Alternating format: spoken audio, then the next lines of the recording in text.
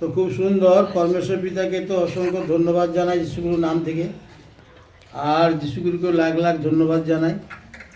পরমেশ্বর পিতা আজকে যে সমস্ত লিডারকে উপস্থিত করেছে ওনাকে ধন্যবাদ জানাই। আর ঈশ্বরের পুত্রপুত্রী যারা আছেন তাদেরকে আমার অন্তর থেকে নমস্কার জানাচ্ছি।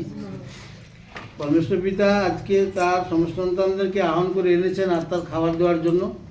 আর পরমেশ্বর পিতা তার সন্তানের দ্বারা এত ঘন্টা আত্মার খাবার দিলেন, আর সেই ঈশ্বরের বাক্য, আর আমরা সেই বাক্য খাবার গ্রহণ করলাম।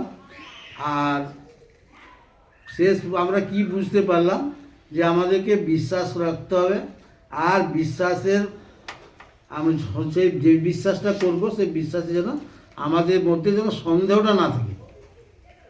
সেটা সন্দেহ করে যদি আমরা প্রার্থনা করি বা প্রার্থনা করার পরে সন্দেহ করছি, তো প্রার্থনা কার্য হবে না, কারণ তোমার মনে সন্দেহ এসে গেছে। সেই জন্যে সর্বদা যে কোনো বিষয়ে আমরা যখন প্রার্থনা করব আমাদের মনের মধ্যে যেন সন্দেহটা না থাকে। আর যেটা চাইতেছি যেন এটা ভাবি যেন আমরা পেয়ে গেছি।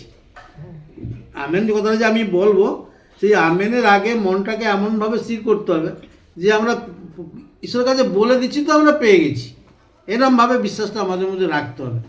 আর বিশ্বাসের যেন সর্বদা যে বিশ্বাসের উপরে সর্বদা যেন আমাদের কী থাকে, ভরসা থাকে যেন।